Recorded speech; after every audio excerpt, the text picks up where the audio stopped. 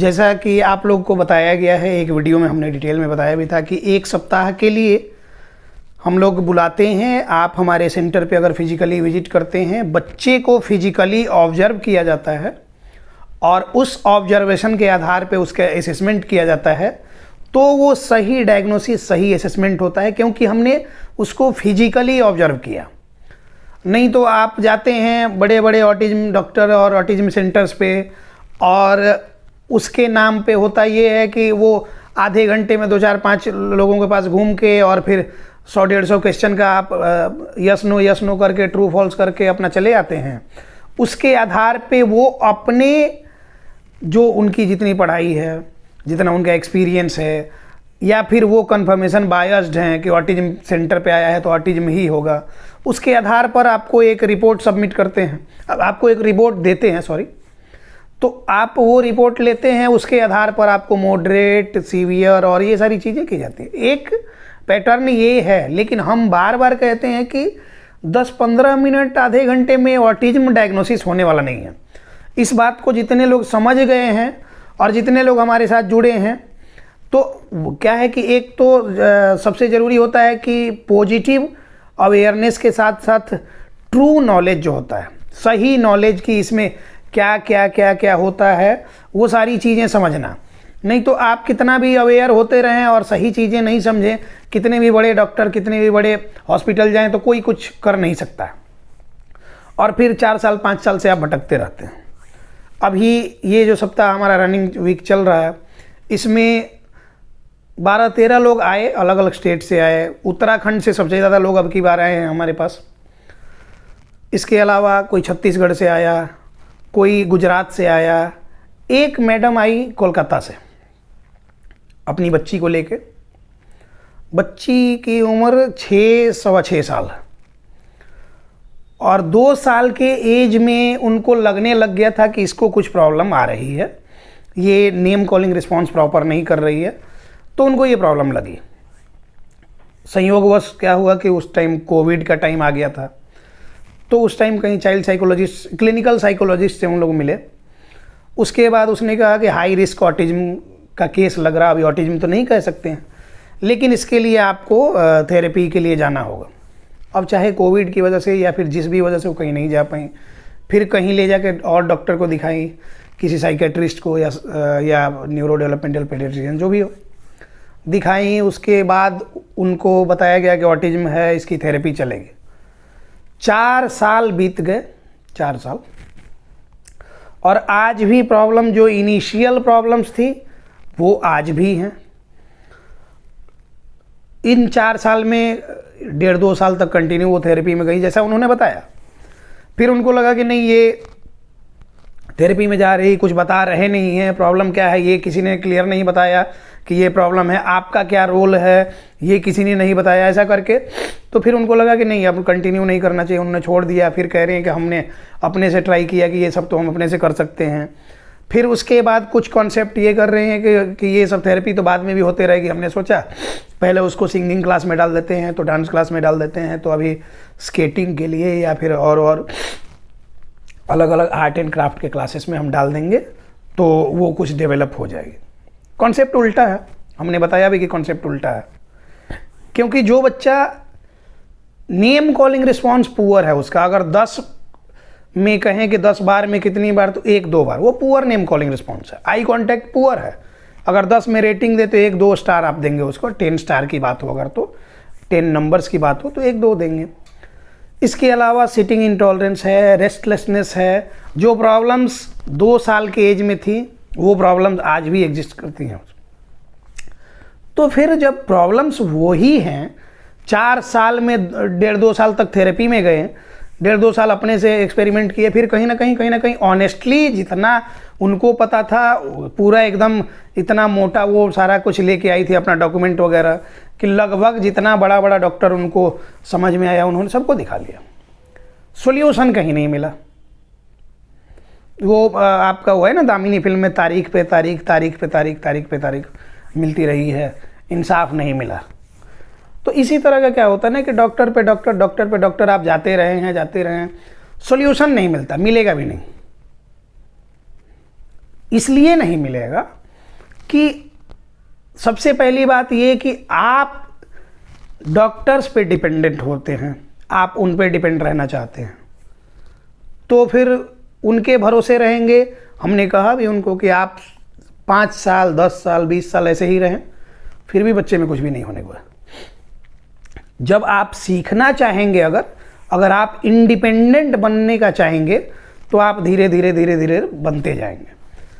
हमने कई वीडियो में बताया कि शुरू से ही पता था, मेडिकल का बैकग्राउंड शुरू से रहा, तो लगा कि पहले आता था एग्जाम्स में मोरल, एक नैतिक शिक्षा का एग्ज़ाम होता था, तो उसमें आता था कि आगे भविष्य में क्या बनना है और क्यों बनना है, कारण के साथ स्पष्ट करें। तो हम लिखते थे कि उसमें डॉक्टर बनना है या मेडिकल फील्ड में जाना है, क्यों जाना है, सेवा करना है, जो भी करना है, ये एक अलग बात। तो ये हमने माइंडसेट शुरू से घर से ही मिला कि हाँ इसी फील्ड में जाना है, इसी फील्ड में जाना है, इसी फील्ड में, हम वो बन गए। बड़े बड़े पहलवान हैं अपने यहाँ, आपको वो योगेश्वर दत्त हुआ, सुशील कुमार हुआ, महिलाएं बहुत सारी हैं। तो ये पहलवान जो हुए, तो बचपन से उनको उस तरह की ट्रेनिंग मिली, तो वो पहलवान बन गए। सचिन तेंदुलकर हुए, रोहित शर्मा हुआ, क्रिकेटर बनना है, महान क्रिकेटर हुए, धोनी हुए, महान क्रिकेटर हुए। क्यों? बचपन से वो मन में ये था कि बनना है।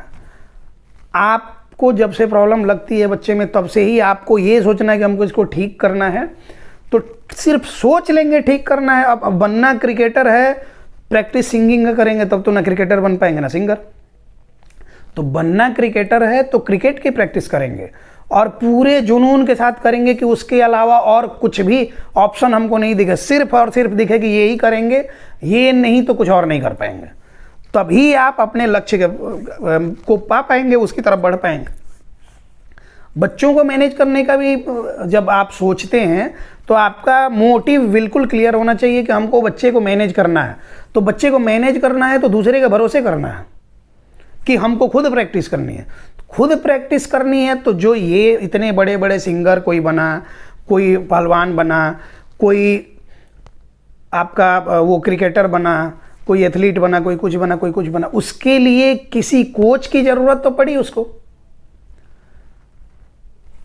किसी मेंटर की ज़रूरत तो पड़ी, उसको किसी टीचर की ज़रूरत तो पड़ी उसको। तो वो जो ज़रूरत है वो हर किसी को पड़ेगी। आपको भी अपने बच्चे को मैनेज करने के लिए किसी मेंटर की, किसी कोच की, किसी टीचर की ज़रूरत पड़ेगी, जो कि आपके बच्चे में क्या प्रॉब्लम है वो सही तरीके से आपको समझा पाए, और वो समझा पाए तब उसके अकॉर्डिंग आप काम करें तो बच्चे में इम्प्रूवमेंट हो, और वो पहले महीने से हो, वो गारंटीड इम्प्रूवमेंट हो पहले महीने से। और हम ऐसा कहते हैं कि जैसा आप सिर्फ 1 सप्ताह का समय हमको देते हैं, बच्चे को हम सही से ऑब्जर्व कर लेते हैं, और सही से ऑब्जर्व करने के बाद फिर हम आपको प्रैक्टिकल ट्रेनिंग देते हैं कि आपको कैसे कैसे अपने बच्चे को डील करना है। आप दूसरे बच्चे को डील करने का नहीं, अपने बच्चे को कैसे डील करना है। अगर ये समझ लेंगे तो पहले महीने से ही जो थेरेपी, उसकी नीड बेस्ड थेरेपी, आपकी वाली थेरेपी नहीं, डिमांड बेस्ड थेरेपी नहीं, अधकचरा ज्ञान नहीं, जो उसकी नीड है बेसिक लेवल से उसके अकॉर्डिंग थेरेपी करते हैं तो पहले महीने से ही इंप्रूवमेंट होगी। तो ये बात है। अब उस बच्चे के बारे में बात करते हैं कि बच्ची को प्रॉब्लम क्या है। जब 2 साल की एज में थी तो जो हाई रिस्क ऑटिज्म बताया था, सेंसरी प्रोसेसिंग डिसऑर्डर के सारे सिम्टम्स उसमें ऑलरेडी थे। बातों को वो प्रोसेस नहीं कर पा रही थी, वो चीज़ें समझ नहीं पा रही थे, वो लंबे टाइम तक घर में बंद रहने, स्क्रीन टाइम होने, सोशल एक्सपोजर नहीं होने से ये होता है, ये कॉमन सी बात है, ये कोई बड़ा इशू नहीं है। लेकिन वो प्रॉब्लम पता चलने के बाद भी 4 साल में भी अगर बच्चे को हम मेन स्ट्रीम से नहीं जोड़ पाए, क्योंकि अर्ली एज में पता चल गया था, तो अर्ली इंटरवेंशन का रोल तो यही होता है ना कि अर्ली एज में पता चले, अर्ली उसका डायग्नोसिस हो और उसके हिसाब से मैनेजमेंट किया जाए। वो इन 4 सालों में मेन स्ट्रीम से पूरी तरह से जुड़ जानी चाहिए थी, लेकिन नहीं जुड़ी, दुर्भाग्यवश। तो अब नहीं जुड़ी तो ये तो बहुत बड़ी प्रॉब्लम है।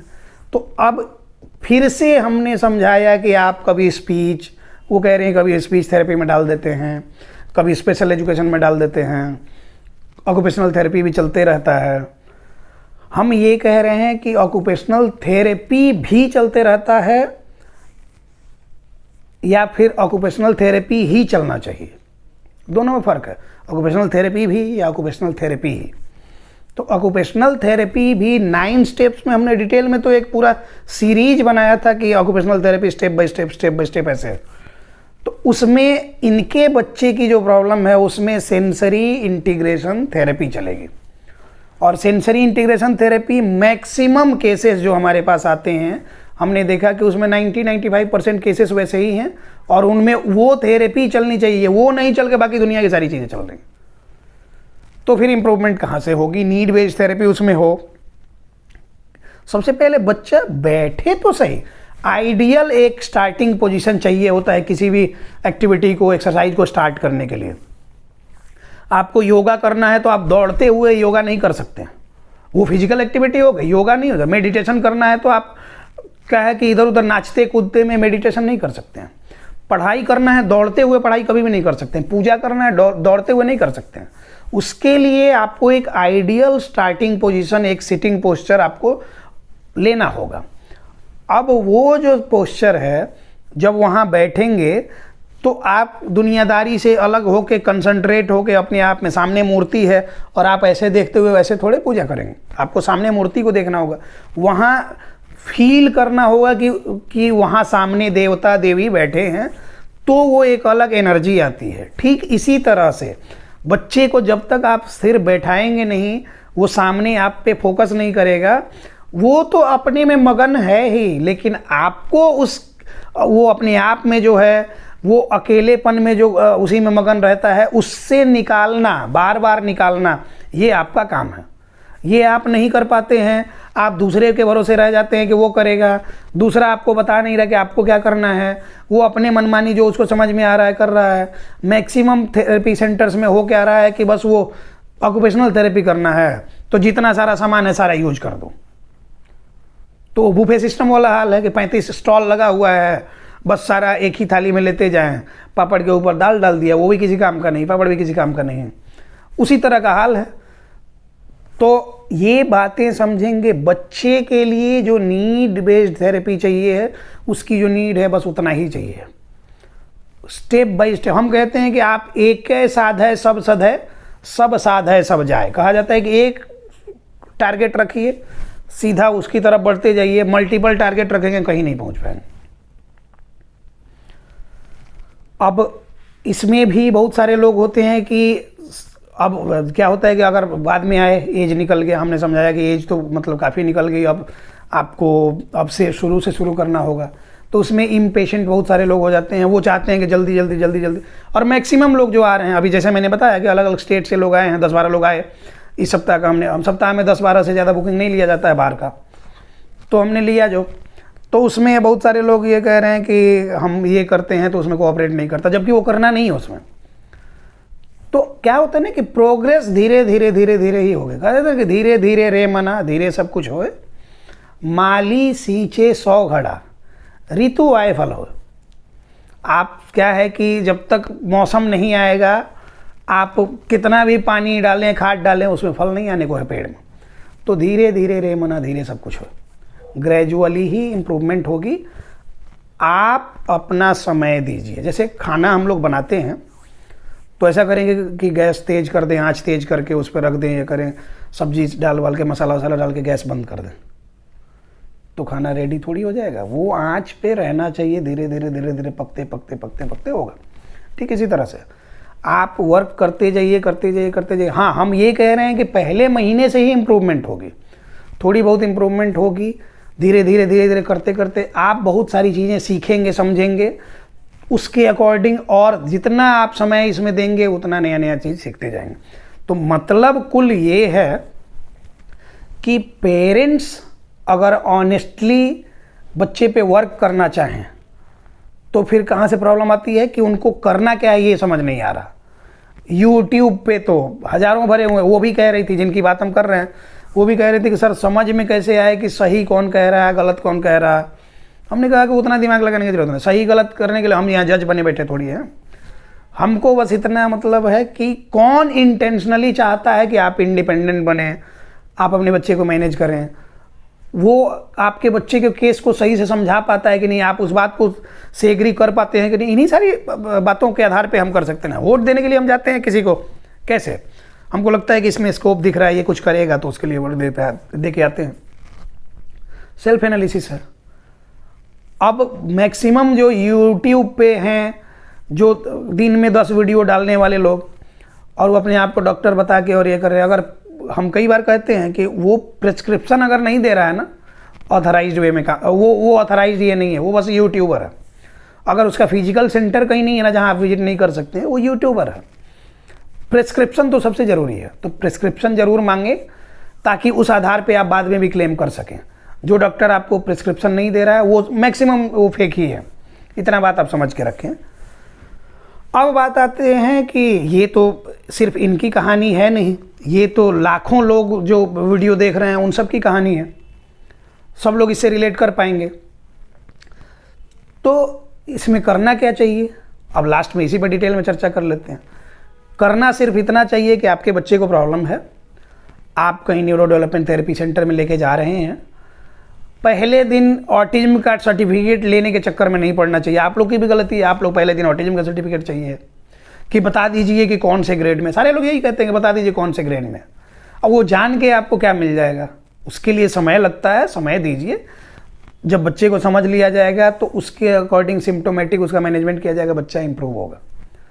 तो एक तो ये गलती आप करते हैं। दूसरी चीज़ कि कब तक बोलेगा, तो फिर बुलवाते रहिए, बिना मतलब का कुछ बोल के क्या ही ले लीजिएगा आप, क्या ही कर लीजिएगा। बिना मतलब की बातें बुलवा के क्या कर सकते हैं आप, तो वो कोई फ़ायदा है उससे। तो कब तक बोलेगा वाला झंझट छोड़िए। उसके बाद से स्कूल कब से भेजें, इतना बड़ा हो गया स्कूल नहीं जाता है, स्कूल कब से भेजें। वो का डिग्री कॉलेज में है, उसको डिग्री लेना है, कैंपस प्लेसमेंट लेना है, बच्चा है, थोड़ी थोड़ी चीज़ें सिखाइए, पढ़ाइए आप अपने से, धीरे धीरे वो लाइन पे आएगा, वो स्कूल जाएगा, बिल्कुल जाएगा। अगर वो ऑटिस्टिक है तो उसका एक ऑटिज्म का सर्टिफिकेट बन जाता है बाद में, वो आपके आसपास में जो स्टेट हेल्थ सोसाइटी के थ्रू पता करेंगे तो होगा, वो मिल जाएगा। उसके आधार पे एज ज़्यादा भी रहेगी तो कम करके आपको ये कर दिया जाएगा, स्कूल में एडमिशन्स मिलते हैं, कोई प्रॉब्लम नहीं है। तो पहले जो प्रॉब्लम है उसका सोल्यूशन कीजिए।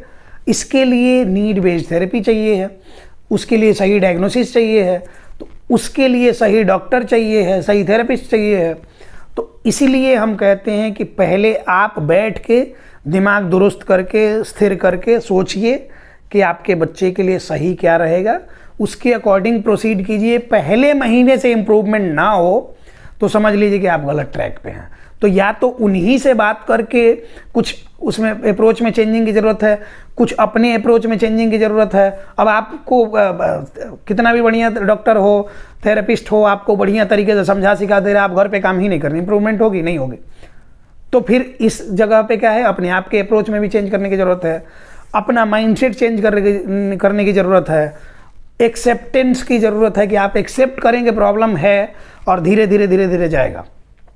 उदाहरण के लिए हम बताते हैं कि अभी 15-20 डॉक्टर्स हमारे साथ जुड़े होंगे एवरेज डेली सेशन में 15-20 डॉक्टर्स हैं। कोई फिजिशियन है, कोई आयुर्वेद का फिजिशियन है, कोई सर्जन है, कोई एलोपैथिक का फिजिशियन है, कोई होम्योपैथी का डॉक्टर है। अलग अलग फील्ड से लोग जुड़े हुए हैं हमारे साथ में, और उनके बच्चों को प्रॉब्लम है। वो भी आपकी तरह ही, वो भी वही मिस्टेक करते हैं जो आप एज ए लेमैन हो गए।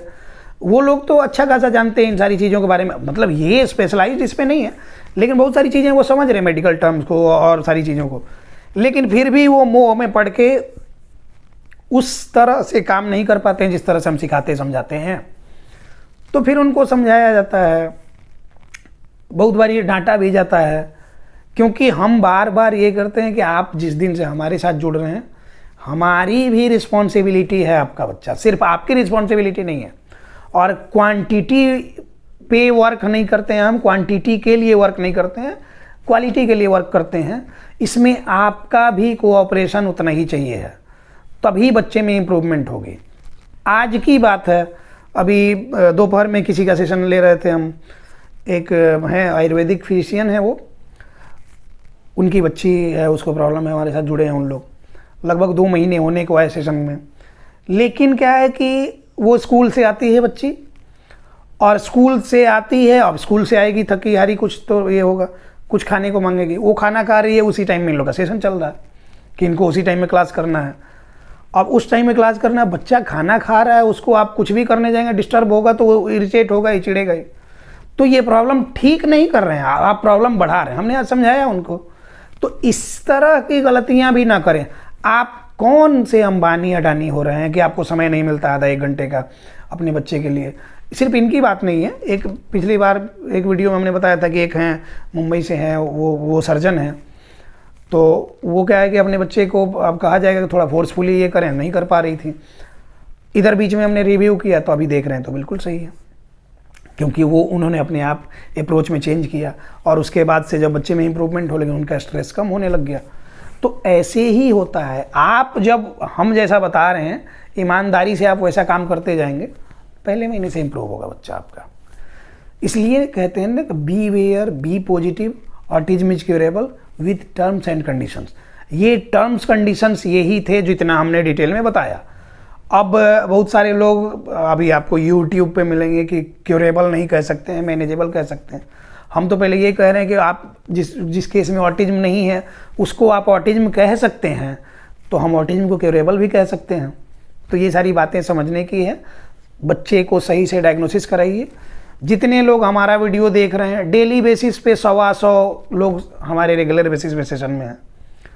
गारंटी के साथ कह सकते हैं कि इस 120-25 में 100 लोग तो ऐसे होगा। 100% एक्यूरेसी तो नहीं होती है, लेकिन 100+ लोग ऐसे हैं जिनमें पहले महीने से इम्प्रूवमेंट हो रही है, और इसके पीछे उनका भी उतना ही योगदान है। वो ईमानदारी से, जैसा बताया जा रहा है, काम कर रहे हैं। बहुत सारे लोग होते हैं कि फॉर्मेलिटी करते हैं, वो काम कम करेंगे, काम की चिंता ज़्यादा करेंगे, तो फिर उनके बच्चे में तो नहीं होनी है इम्प्रूवमेंट। तो बस ये सारी बातें समझिए, सही से डायग्नोसिस कराइए, वो हम करते हैं। सही से उसका नीड बेस्ड थेरेपी का अप्रोच जानिए, वो हम करते हैं। आप खुद एजुकेट होइए इसके बारे में, वो हम आपको करेंगे। बच्चे का री एजुकेशन के लिए क्या क्या फैक्टर्स हैं वो हम आपको बताएंगे। अगर आप हमारे साथ जुड़ते हैं, या फिर हमारे तरह और सारे लोग भी होंगे, डॉक्टर होंगे, थेरेपिस्ट होंगे, आपको मिलेंगे, उनके गाइडेंस में कीजिए। हमेशा किसी के गाइडेंस में प्रॉपर आगे बढ़िए, तो ही बच्चे में इम्प्रूवमेंट होगी, और अपने ये जो सिचुएशन है आप जिसमें फंसे हुए हैं, इससे निकल पाएंगे, और आपका बच्चा मेन स्ट्रीम से जुड़ेगा। उम्मीद मत छोड़िए। इन्हीं सब बातों के साथ इस टॉपिक को क्लोज करते हैं। मिलते हैं किसी नेक्स्ट टॉपिक में। धन्यवाद।